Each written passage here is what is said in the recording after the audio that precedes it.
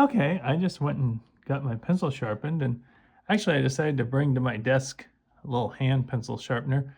This can actually be good to have at your desk, in case you're in the inspiration of drawing and just want to sharpen your pencil.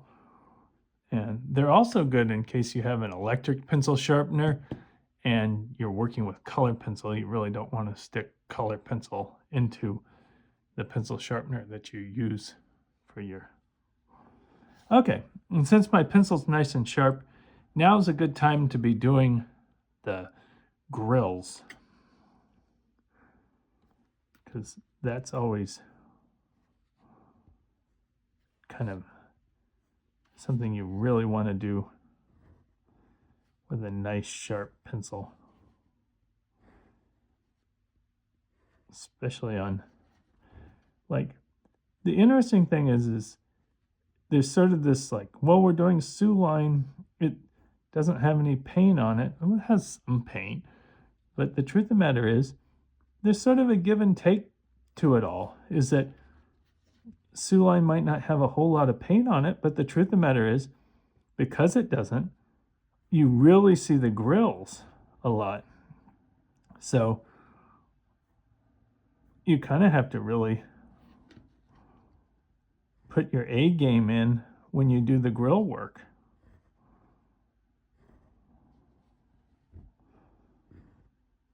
And so engines that are gray, engines that are like the lighter blues, Sue line. And Sue line, the thing about it is you want to put a little bit of gray into the grills. We'll be doing that when we paint it.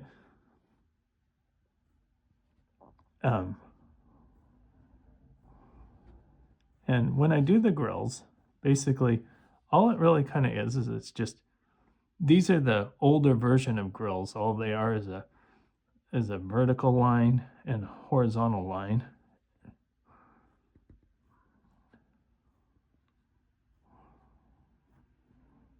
And the newer version of EMD grills is just a vertical line.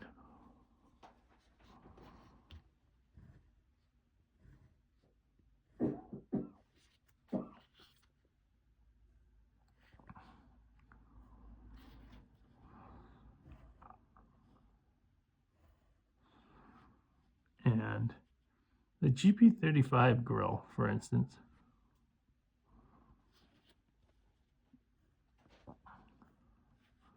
like later grills like GP40s look much more like more modern grills, whereas GP35's grills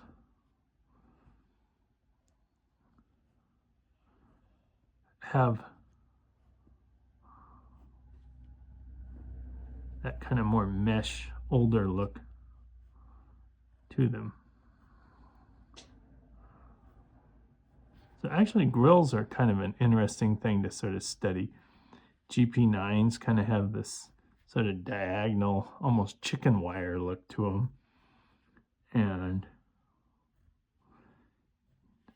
older versions of SD40-2s, GP35s, they have this sort of, again, it's a slightly different kind of mesh. And then SD40-2s, the older ones have this mesh, and newer ones have kind of a smoother, just vertical line. Okay, so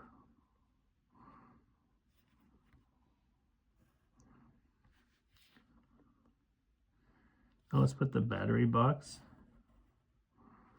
in the step.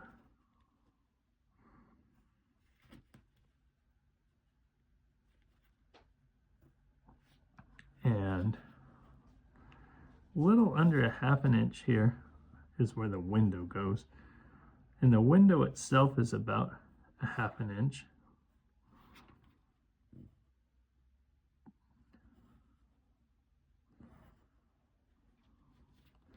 And the window on both sides has mirrors.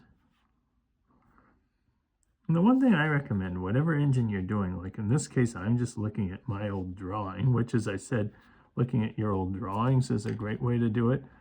And if you have a specific engine you're wanting to draw, definitely look at photos of any engine you want to draw, in the sense that look at it A lot of times there'll be versions of it in multiple time eras, and if at all you can, pick a specific time era. Like, and as you notice, it's fine to kind of move around. Like I just started working on the non-dynamic brake. But anyways, pick a specific time era of the engine, because what will happen is they'll do things like they'll move the horn, or they'll make modifications to the engine. And the thing about it is to really kind of capture the engine, for instance, in 1978 or in 1985, if the horn is in the back or it's in the front or wherever, there's definitely a feel that you get when you've seen a picture of it and it's in March of 1977, or it's in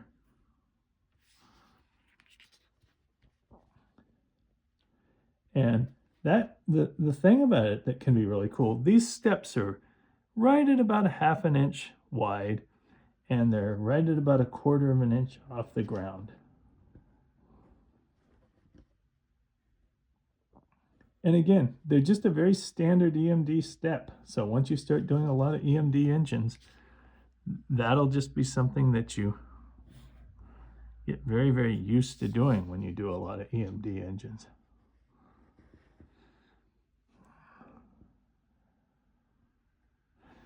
Now, GP35s have this kind of interesting little piece right here that very unique to a GP35. Most other, basically all other EMD engines, it just goes straight from this and tapers up to that. Whereas a GP35, the fuel cap and the gauge are in this little box area here. And a lot of times, like on the Sioux engine, it's been painted over so you don't even really see it, which is kind of interesting. But back to what I was saying about how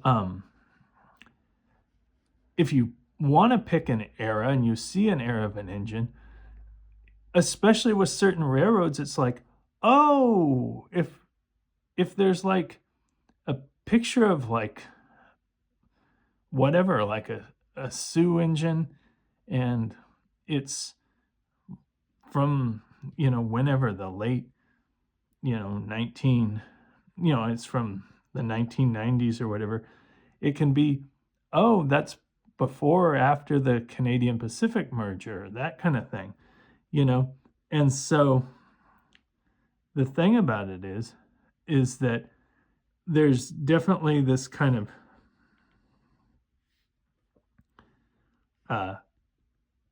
and little tiny things. Obviously, number changes are a major thing that happens. And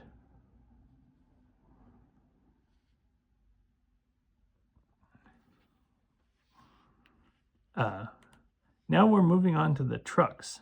And GP35s, GP30s, 35s, they're definitely an engine that has a pretty interesting thing with trucks is they a lot of times were built on trade-in trucks for EMD engines. These have these basically these Alco type trucks, and they don't have the standard EMD truck, which is definitely a detail spotting feature.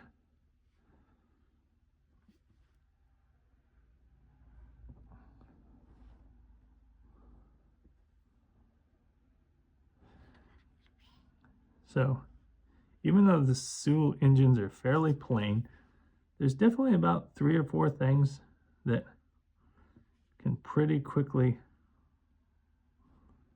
you're like, whoa, slow down on the drawing truck. Because the one thing I have to admit is trucks are kind of their own thing. So actually, as I was about ready to start drawing trucks, maybe we should sort of pause right here and started a new video as I was about ready to measure out the trucks, because actually trucks definitely are their own thing. So I was about ready to measure out the trucks, and why don't I sharpen my pencil again, and we'll do another video as I start to work on the trucks.